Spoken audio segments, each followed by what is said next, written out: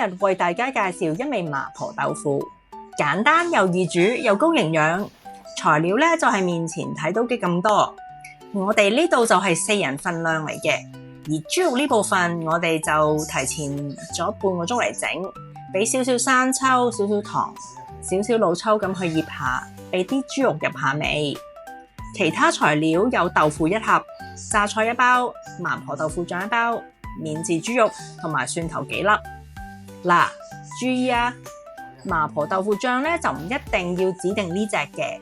如果買唔到呢隻，就隨你喜歡喺超市揾一包麻婆豆腐醬就得噶啦，喜歡個味就得噶啦。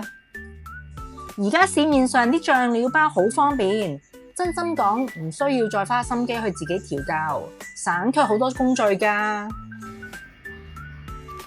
下一步，先嚟處理啲榨菜啦。榨菜咧就好簡單，一包咁樣現成買翻嚟咧，就用清水浸一浸佢先。因為要浸走佢啲鹹味，因為一般袋裝嘅榨菜好鹹，要浸一浸佢嚟去除鹽分，令到佢冇咁鹹。大約浸半個鐘至1個鐘就搞掂噶啦。跟手處理啲蒜頭，大約5-6塊咁就夠噶啦。至於蒜頭嘅皮咧就好容易剝嘅，大力用刀身拍一拍或者扼一扼扁粒蒜頭，就可以一剝就開出嚟噶啦。大家睇見，好容易咁樣就將啲蒜肉同皮分離噶啦。然之後將啲蒜頭切細粒，唔需要太碎嘅，粒狀而唔係蓉狀喎。好似我咁樣就可以，即係唔係剁到咁碎。接下來處理啲豆腐。嗱，豆腐膠盒個封面最好唔好一開就開晒個盒，好似面前所見。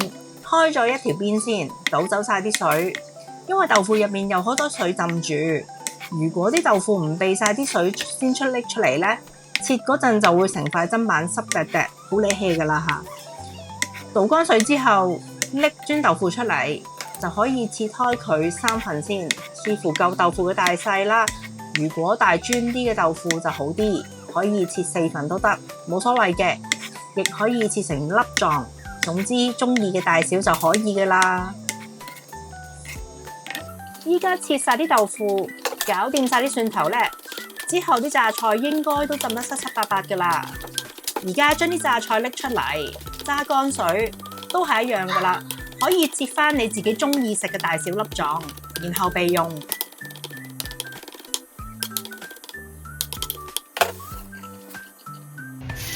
咁喺呢個時候咧，可以準備落鑊炒噶啦。咁首先開個中火，記得中火就夠噶啦。首先落啲豬肉碎落鑊翻炒。至於油咧，就唔需要落咁多嘅，因為咧一陣啲肉碎一路炒，一路咧就會慢慢咁出油嘅自己，咁就唔使心急嚇，慢慢一路炒，持續去炒，係啦，不停呢個動作咧，唔好俾佢停嘅。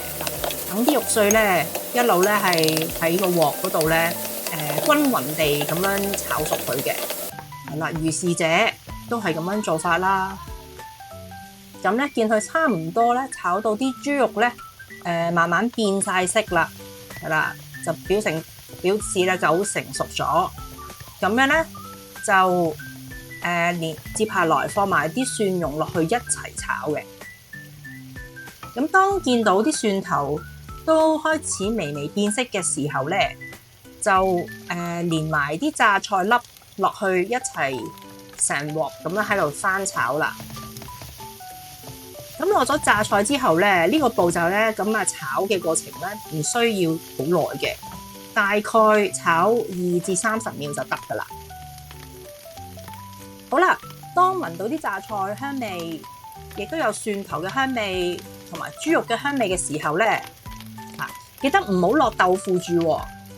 首先咧，重頭戲就係落麻婆豆腐醬，因為所有材料都係同一原理噶啦，要經過火力去炒咧，佢先至會令到成個餸香嘅。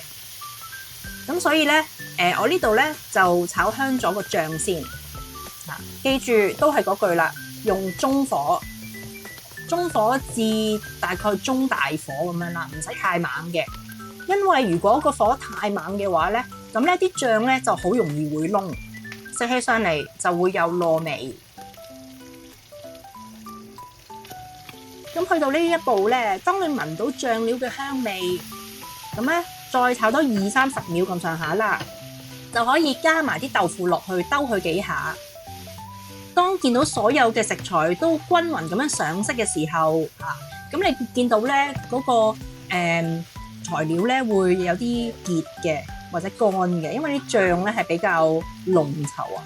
咁就加翻啲水，啲水咧啱啱冚嗰啲豆腐個面係啦，等啲水去煮一煮啲瘦肉，等啲瘦肉咧吸翻啲水分，讓佢咧能冇咁乾嘅。咁大約煮佢分零鐘左右啦。同時咧，如果相反地，如果覺得嗰個汁料咧太過水汪汪嘅話咧，就可以咧倒翻轉頭咧落翻啲生粉水，等個汁咧變翻結翻少少，咁就 OK 噶啦。好，上碟啦。最後咧喜歡的話咧，可以揼啲葱花，又揼啲芝麻，跟住就完成。好，咁我哋而家試食先。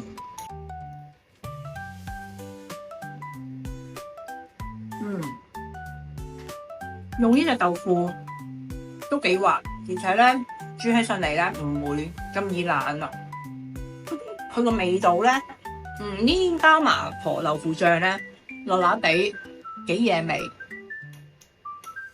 而且最緊要咧係佢啲嗰啲榨菜啊，可以帶出一啲另一種層次，咬落咧就有軟啦、腍啦、滑啦，同埋又有啲口感咁樣咯。推薦呢隻麻婆豆腐醬，下次可以 encore。嚟到呢度，咁就麻煩大家 like、comment、share 同埋記得 subscribe。咁下次再見啦，拜拜。